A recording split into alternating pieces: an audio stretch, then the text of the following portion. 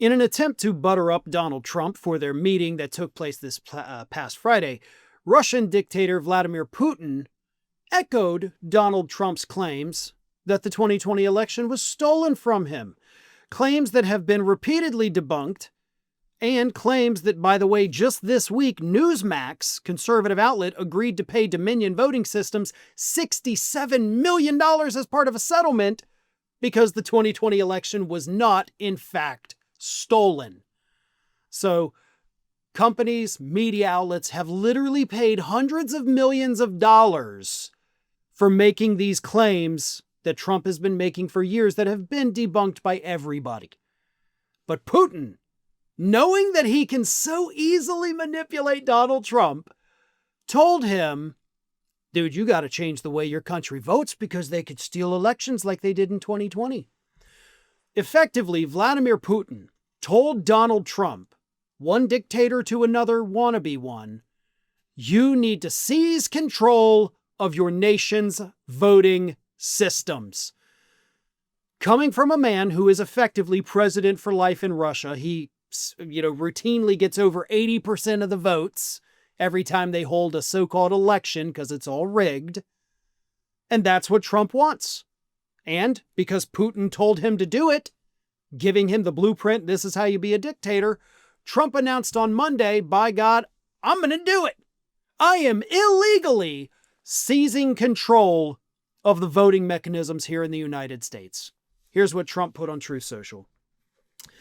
I am going to lead a movement to get rid of mail-in ballots and also, while we're at it, highly inaccurate, very expensive, and seriously controversial voting machines, which cost 10 times more than accurate and sophisticated watermark paper, which is faster and leaves no doubt at the end of the evening as to who won and who lost the election. We are now the only country in the world that uses mail-in voting. For the record, that is completely untrue.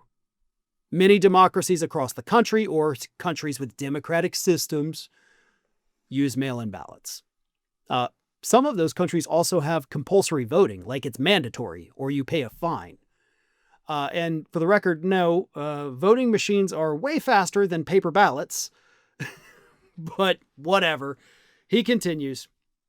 All others gave it up because of the massive voter fraud encountered. We will begin this effort, which will be strongly opposed by the Democrats because they cheat at levels never seen before, by signing an executive order to help bring honesty to the 2026 midterm elections.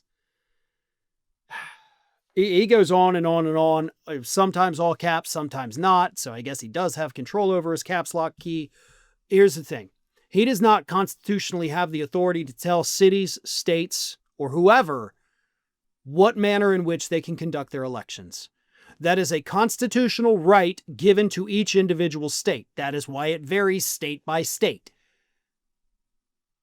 As President of the United States, executive order or not, he does not have the authority to do that. But we also don't have a court system that we can trust because of the Supreme Court sitting at the top. So maybe they'll say, sure, you can go ahead and do this, to hell with the Constitution. This is the big one though, folks. As I have said, we've already seen Republicans cancel elections this year in the city of Miami, okay? Big city, and they canceled the election.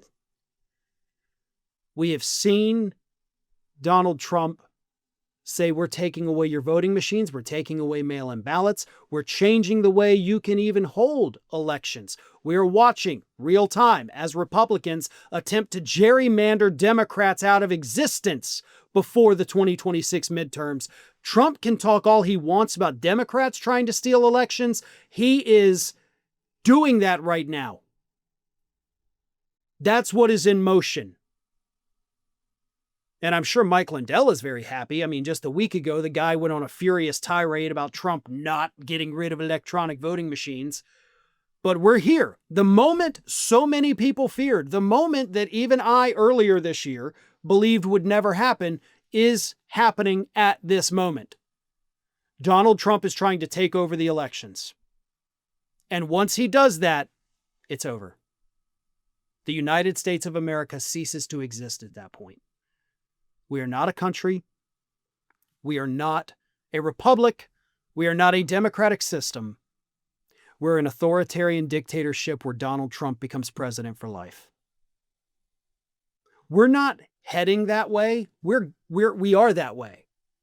That's the path we're already on, okay? We're not turning onto the path now. It's not a path that we can see and maybe we'll go, maybe we won't. We're on it. We're pretty far down it at this point, folks. It gets worse from here. And if he does what he says he is going to do, along with everything else Republicans are doing regarding elections, this is game over. Pack your stuff and get out while you can. Thanks for watching today, everybody. And don't forget, if you're not already, please do subscribe to this channel. We have fresh content going up every single day, and I would really hate for you to miss out on that. And speaking of missing out, if you're not following me across all other social media outlets, then get on it. You can follow the links in the description of this video.